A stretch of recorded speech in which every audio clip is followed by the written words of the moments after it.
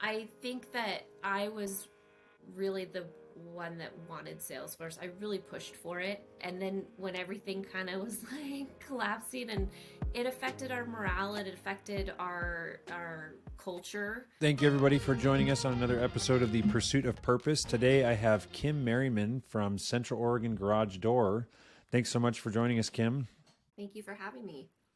And we are here to talk about Kim's experience with a migration in CRM systems and some other business processes that had to be updated and whatnot. Um, I think I'll just say that I met Kim through a group called Summit. A lot of you that listening to this will have attended the Grand Summit Conference in California. And so the goal here is just to give a deeper dive on what you probably heard in the breakout session on the panel that Kim and I were both on. But Kim, for everybody else, give a quick background of who you are, what Central Oregon Garage Door is, what you guys do, and we'll go from there. Yeah, so like you said, Kim Merryman, Central Oregon Garage Door. We are a garage door manufacturer, installation, and service company out here in Central Oregon. I do operations for the company, and that includes data integration and process and procedure. So I'm really curious. You got what CRM system were you using before? And I know you guys switched to Salesforce, but what other, give us the background on that. When did you decide that you needed to switch and all that? Just what was the before and after and the decision making process of which one to switch to? Yeah, so we were originally using a platform called mHelp Desk. It I have found is not very well known, but it essentially took our process from estimation all the way through to invoicing. They had a lead object that was supposed to be for CRM, but they never really finished building it out. So the process that we were using was extremely manual. The sales reps, estimators were keeping track of their own leads, and there was just really no database for it. And it was is very much a people process. We were not able to pull any kind of win ratios or any type of information like that from the system that we were using or from the data that the service reps were collecting. Wow. So you're basically, and how big of a company were you when you were at the end of using this other software? At the end of using that other software, we were doing 6.5 million in revenue. And you had no visibility on like None. close rate, or that's crazy. How many Yeah. sales reps? We at that time had two. Wow. Okay. So you were, I mean, I'm assuming that sales reps were like giving their own perspective or guesses on close rates, right? Like, oh, I feel like I'm winning half of them or something like that. Yeah, pretty much. That's what it was. It was a feeling. And then you also, from a marketing standpoint, I'm guessing that you have basically no idea what's working or not working because did it track any of that? Like, did you know how many leads you got from whatever sources you were using or advertising in? No, we did not. And I mean, I think that's one of the challenges that we face even still is to collect that information. And I think that goes back to people, right? Requirements of people tracking that information and actually taking. Now we have the capability to do that. We actually need to follow through with it and use that capability. So. Got it. We'll come back to that because I've got curiosity around that as well. So, what was when you guys were like? I'm assuming that's probably like, is it through talking to your business coach or talking to other businesses, or did you guys know for a while this is not normal or not good for a business of our size to not have any of this, like, I would say pretty rudimentary metrics for sales and marketing? Or like what was the process of like realizing the pain, or did you just identify that? Um, so we started with Summit, and looking at our numbers and really diving into that. And as we were looking at KPIs, that was one of the things that was missing. We were not able to collect that information for on that KPI and provide the data to get that information out. And so that's when we really started to realize, hey, this is a problem. The size that we are now, we really need to be able to collect that data, understand it, to move forward, make better decisions. So that's kind of when that all came about. So it was about a year ago, beginning of 2022, that we it really stuck out like a sore thumb as we were going through our numbers. And then, so what other, like, there's so many CRM systems out there. I feel like it's completely overwhelming. Not, I mean, switching CRMs, there's so many features and things you're trying to navigate. And like, is this important? That looks cool. Do I need it? Whatever. But outside of a CRM system, just investigating softwares is like, it takes, I mean, you've got demos for every single one, usually 30 minutes at least, maybe an hour. And then there's follow-up calls. And you got to have multiple people like from the business, like evaluating typically, or sometimes like a preliminary person that kind of picks a top three and then bring more people in. But it's not an easy process. Tell me how did you guys, yeah, and whether or not it was an intentional design or not, what was the process that you guys went through to evaluate CRMs? Yeah, so when we realized that that was an issue, it became one of our main focuses for 2022. And we worked with our business coach and got some recommendations from her. And that's kind of where we started as far as who we want to look at. I wanted to look at Salesforce. I had heard good things about it. We had some vendors and different partners in the field that use it. And so that was kind of on the top of my list. And then pipeline deals we looked at. There were a couple other ones, but it's cumbersome and it's overwhelming, and you really just don't know for sure. I feel, and now I mean, there's so many questions I would have asked, looking back on that process. I am happy with our decision 100%. I think we made the right decision. It is the right software for our company. But it is an overwhelming process. And when you're not in that realm all of the time, you don't know where to go and what to do. And I don't think we brought enough people in on that decision making process. There's a couple people in our office that are pretty savvy and tech savvy, and they probably should have been more involved in the actual upfront side. They got involved as we went into migration and things like that, but they probably should have been more involved upfront and looking at the structures of different platforms and things like that. So Totally. And so you guys make the like sales for, I mean, I know a lot about CRM systems from when I was at Webfoot, and it sounds like I was in your shoes of trying to like decide, okay, we had pipeline deals at the time that was not serving our needs.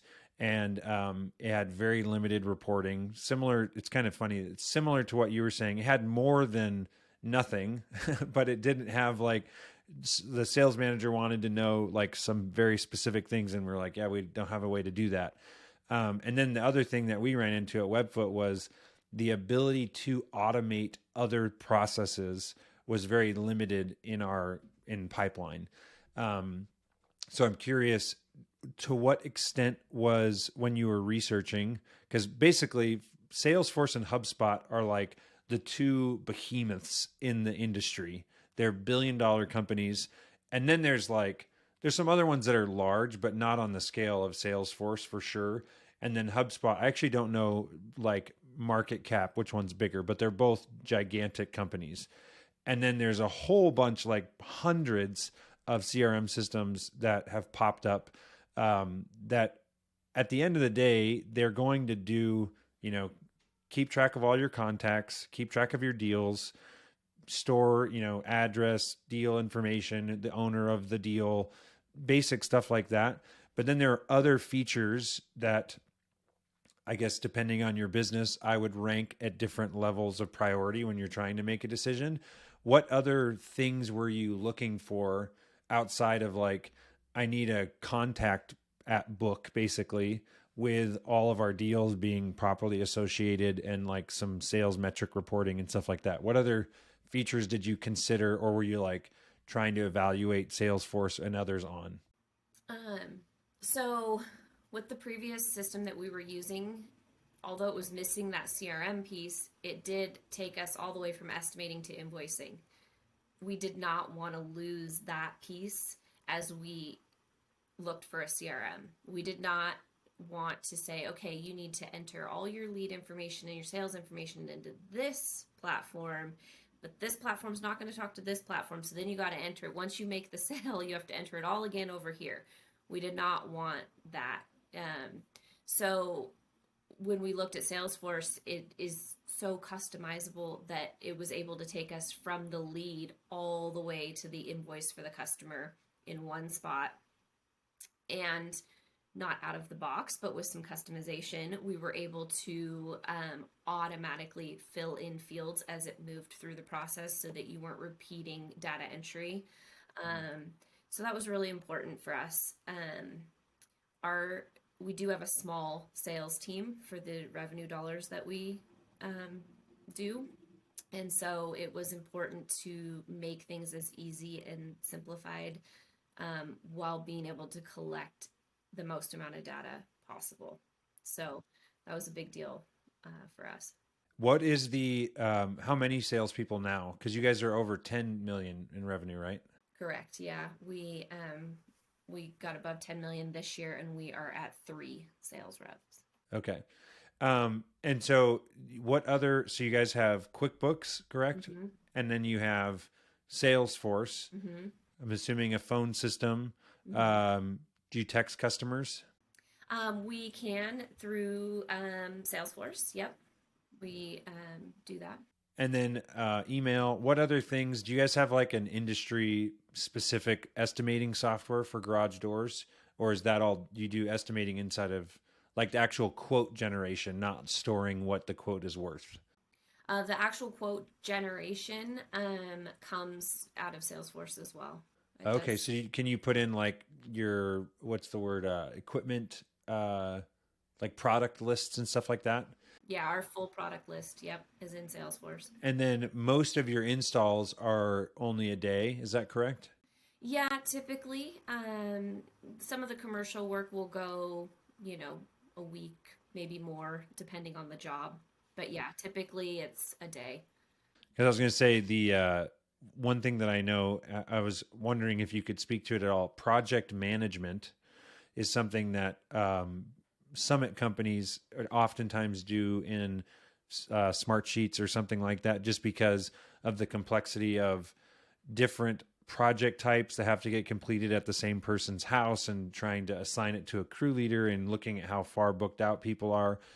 In the garage door industry, I assume it's a little more simplified. You still have backlogs and you have to guess, have a way to tell, is this going to happen, this month or next month or in 3 months? When you're talking to the customer, what is the like, talk me through how that works inside of Salesforce. So inside of Salesforce, we actually also purchased one of their add-ons called Field Service. And so that is what takes it from the opportunity. The quote lives in the opportunity level. And then once that is ready to go, it moves into a work order. And work orders live in this field service object. And that is where our schedule is stored. The work orders for the crews, the service appointments are all done through that field service. There's a mobile application for our guys in the field.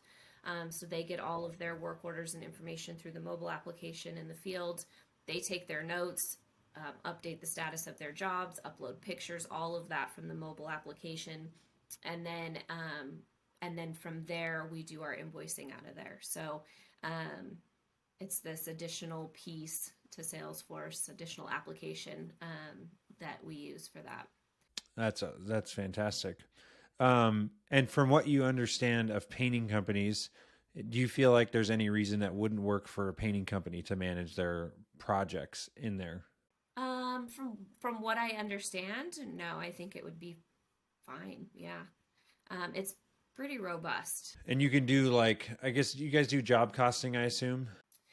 We are actually, that's on one of our projects for this year is working on developing a job costing program, but Salesforce does allow for labor tracking on the job. So our guys are now clocking in on the job site, clocking out on the job site. So we'll be able to get some really solid numbers. And Labor is has that been, also through field service, yeah, the time tracking? yep. It's been one of that labor piece has been the The biggest hardest. missing link, yeah, Yeah. for our Hmm. job costing. So, And then, okay, so back to the Salesforce setup. When you purchase, and this is just my own experience with migrating several other companies, at this point, I've now migrated 7 businesses from different CRMs, and they're all painting companies.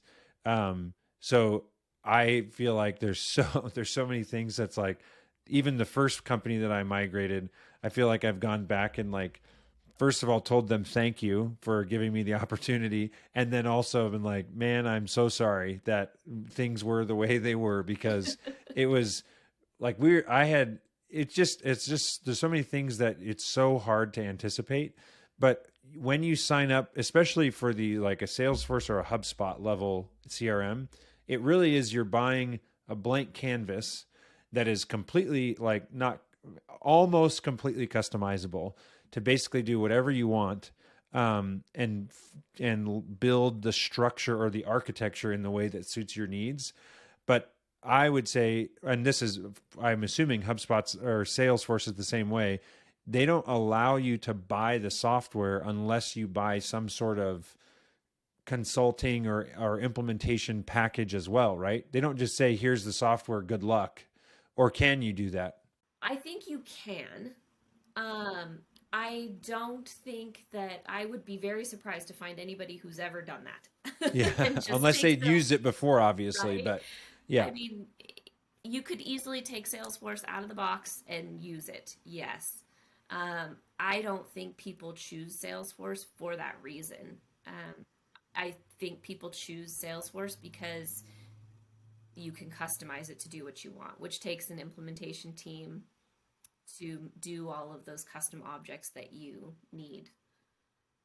So, and yeah, I would say the even like I'm glad you just said objects, like understanding the language of CRM systems with like properties and objects and custom fields and what do those mean, and then you've got record views and you can associate things. Those are all things that like as you start understanding, it's like the whole world opens up. I'm like, oh, we could do this, and just like your mind starts clicking. But in the beginning, most people don't have any concept of what they are, first of all. And even if you gave them a definition, it's different than seeing it in like use in a business and be like, oh, that's we could make a custom object for a house, not instead of a contact or whatever.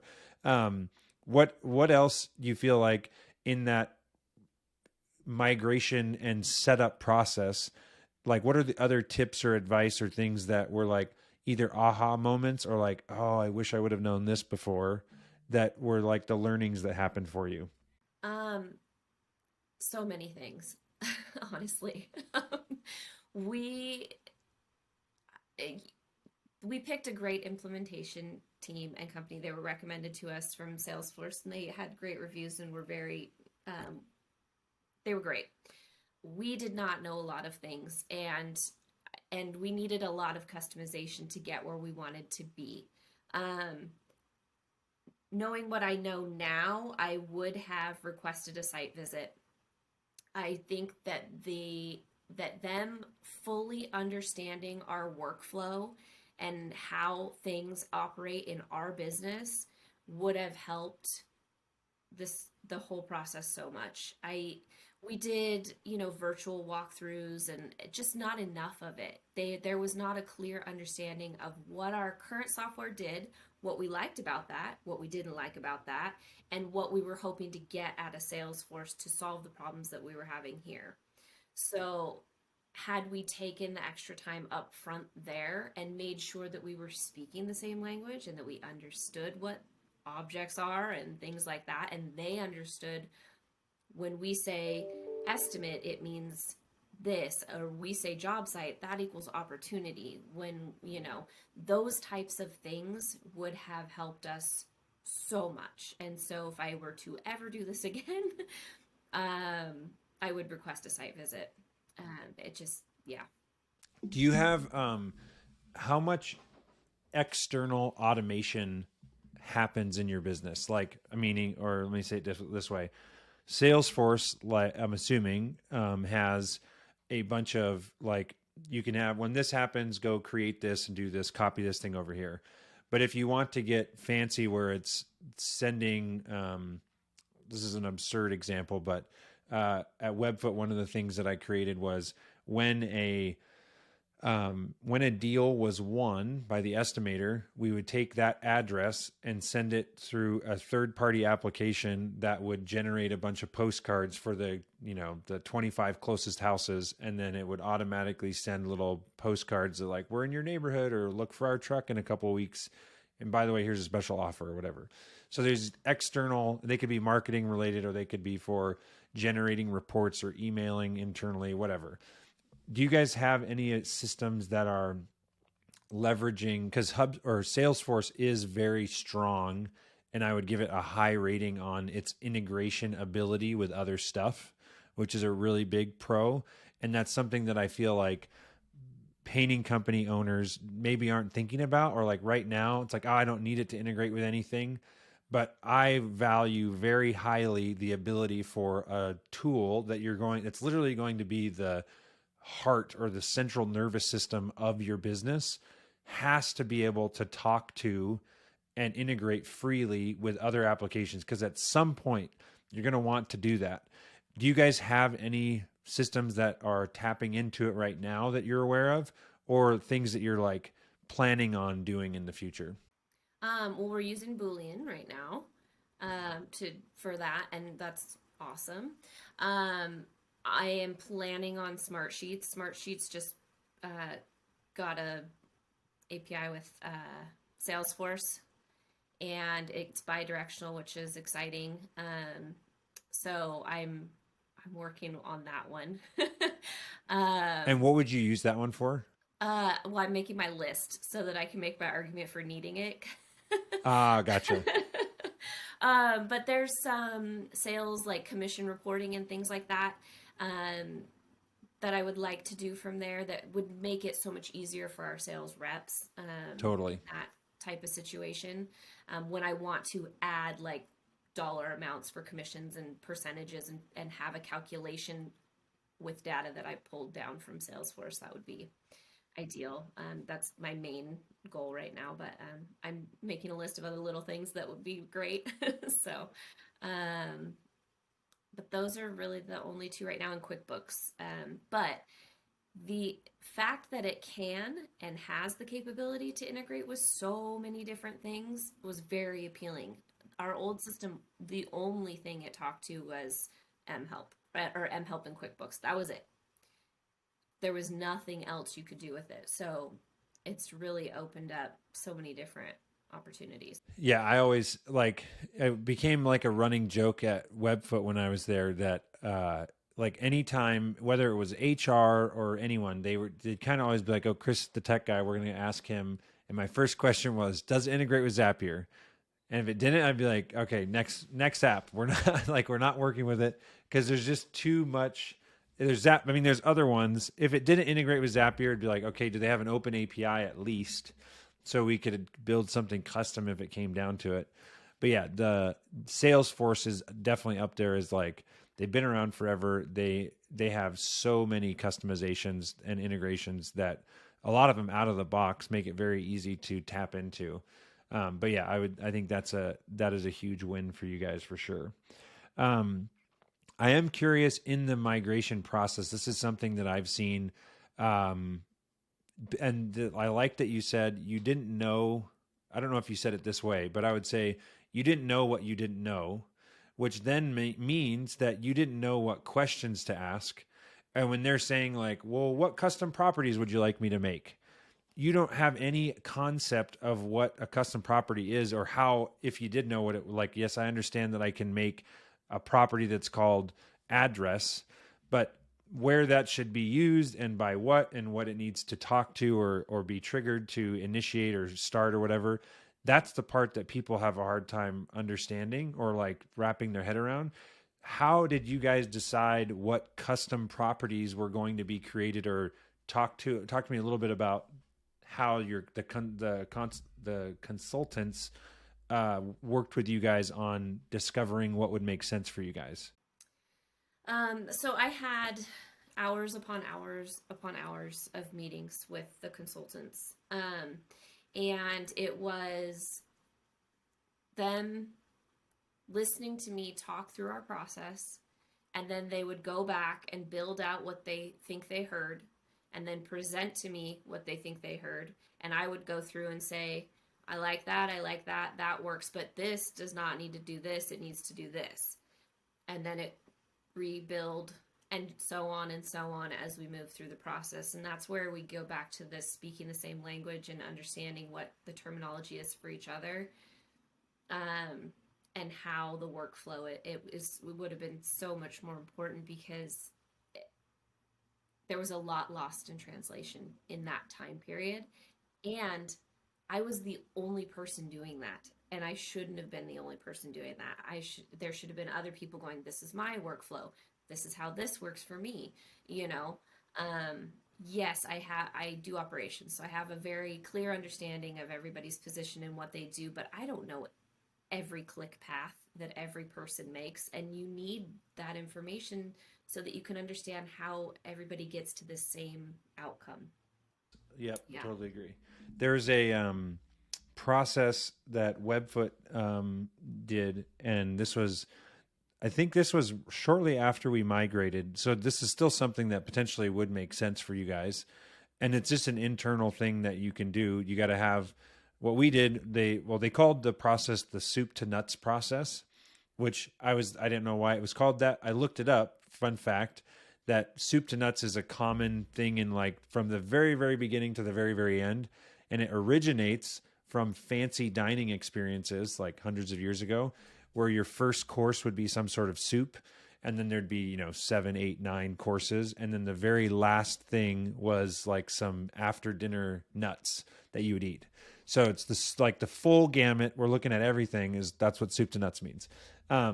Anyways, the process, we literally was scheduled out like 3-hour or 4-hour meetings, and we did it one week and then another one the next week. And I think we were able to do it in 2. And then we had an extra meeting to review everything. But we like started with our receptionist, and we scheduled a Zoom call and had her share her screen. And we were like, all right. And then we had there was like a panel of 4 of us were in like interrogating, so to speak, the receptionist. And one of us like called and pretended to be a customer. And we were just watching what she did. And then she would finish her stuff. We'd hang up the call, see if there's anything else that had to happen afterwards. And then she'd be like, yep. And then I, hit this button, and then that's all I do. And then we'd go to the salesperson and be like, all right, so you just got a bid scheduled. What, because there was an actual person that we made up that's going through the system, and we're watching each piece, and we see exactly what they're all doing. And the funny thing was, first of all, when you have I think you alluded to this, but when you have like the operations person, which is you, but then like the receptionist who's like in the weeds, in the details of their process. And then you get like the sales manager to watch, and then the finance person. What happened, because the first step is just observe and take lots of notes. Don't like mess with the system while you're still observing it. But then we would go back, and after each little, like after reception, the panel of us all kind of chatted, and we're like, what did you notice? But the person's now gone. And so there's like, why did she ask that question? Like, who uses that? And then everyone's like, we don't use that. Like, it was some leftover process from 3-4 years ago, but no one had ever come in, and she just assumed that finance needed it or somebody needed it. And that's what she was doing. So you immediately we found things to get rid of, but then there was also opportunities where finance is like, do you think that they could just ask about a billing contact at this point? And it'd be like, well, it doesn't make sense there, but maybe sales could. So it was just having all the people observe the way people flow through your business. and having the key stakeholders, I think, is huge. So did you do anything like that or close to that? Or is there does that make you think of any other, like, again, this is just advice for people trying to do this? I think that's excellent advice.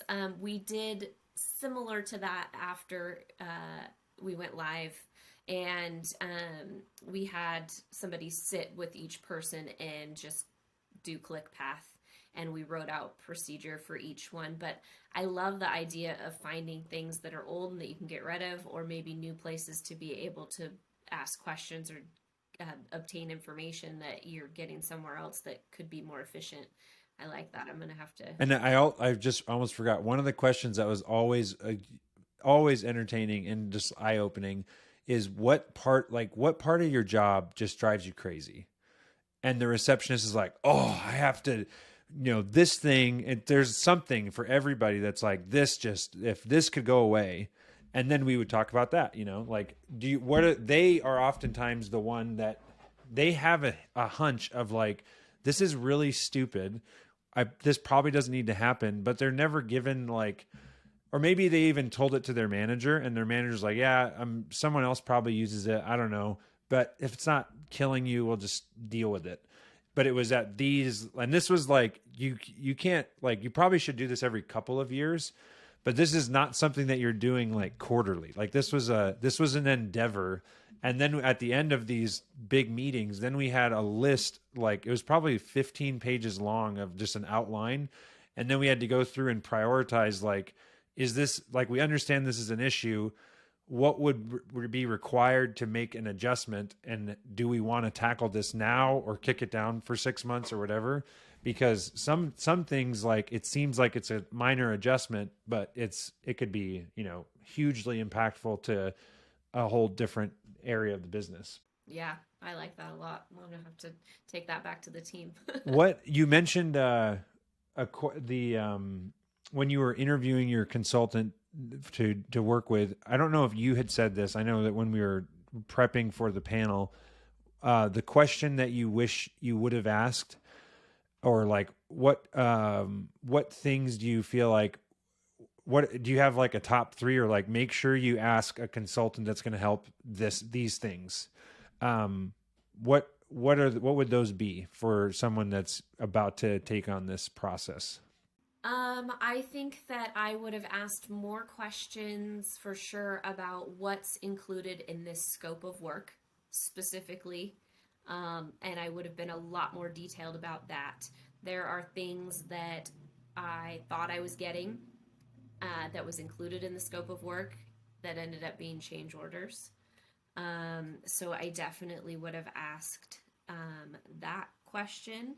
Um, Gosh, what else is there that I would have asked? I would have asked for a site visit. I would have asked if that's part of their plan.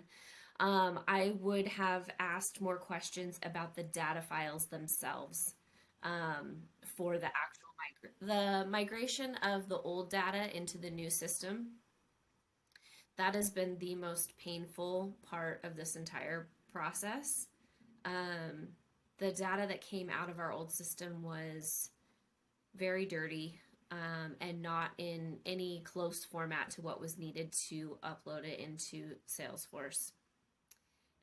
So there were a ton of hours put into cleaning the data and then reorganizing it into the correct format and files so that it could be uploaded into Salesforce.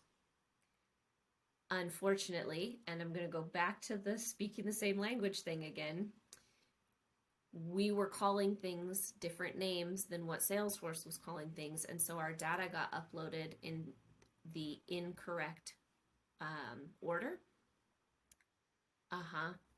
So all of our quote, so there's a hierarchy: account, opportunity, quote, and all of your quotes live underneath your opportunity, which is your job site essentially.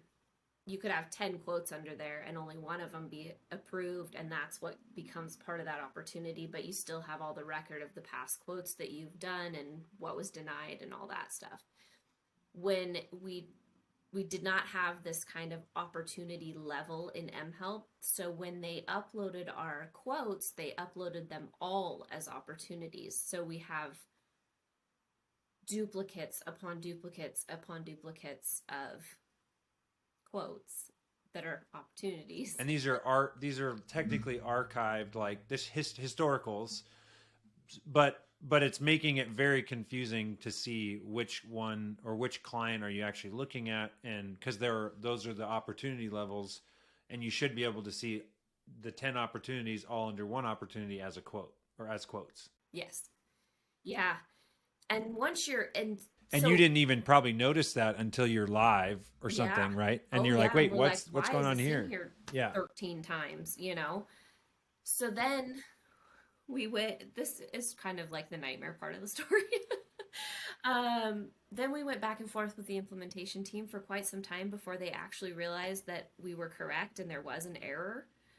They did not believe that there was an error, and fought us pretty hard on it. And so I mean, just recently, we went live November 1st, and we are just now in March getting to the point where they're like, oh, right, we did upload your data incorrectly. And, we had to prove that we had given it to them in the correct format and all the things. And so we're finally, but there's nothing that can be done now about the duplicates because they're, I mean, we now have live data in there as well. So there's nothing to be done to clean the duplicates out. Now it's manual process because who knows which one was the correct one? Only the estimator, right? So yeah. Yeah. So very important that the data files are everybody's speaking the same language and understands what is what. So I don't know if this is I don't think this is too technical, but this is something that I realized through when I migrated Webfoot. I don't remember why I decided to do this, but and it wasn't super clean, and I couldn't have articulated it like I'm going to try to now, but I've now done this with every other client. And that is when you're migrating from two systems, I'm just going to use one object as an example. We have contacts, right? So there's a contact for every person that you've ever worked with over here. And then you have a new contact that needs to be created in here. Every CRM system has, like, we're going to use Pipeline just because this is common. And we'll say we're switching to HubSpot. So Pipeline is your old CRM system, and each contact record has a unique ID that's internal to Pipeline that cannot be changed. And then what I did was I would transfer just like email address and name first, and leave everything else that was in that record just off the initial import. And I would import the 10,000 contacts into HubSpot, create all the contact records given there's only a name and email, and everything else is blank. But now I have a unique ID that exists in HubSpot, and then I would export that, and I also saved the unique ID that was from Pipeline in the HubSpot record. And then I would export HubSpot and then update the HubSpot unique ID back into a custom field in HubSpot or in Pipeline. So now basically I have a perfectly unique lookup in either direction. So if I want to, let's say this has happened often, where it's like, oh crap, we just imported the mobile phone to the home phone field. And normally you'd be like, oh, well, too bad. But in this situation, because you have those unique lookups in either direction, now we can do, like I'm assuming in this situation, if you had pointed out, hey, you did it wrong, we can actually just delete every single deal and then restart. Or if it was just we named the deals improperly, we can go back and just update one property that was missed that maybe we didn't think we needed initially, and push all that data over and have an exact replica of what we wanted. Does that make sense? Yeah, absolutely. And that's something that we do for the company level, the contact level, and the deal level, because that's how they typically exist in other systems, so that you can have some ability.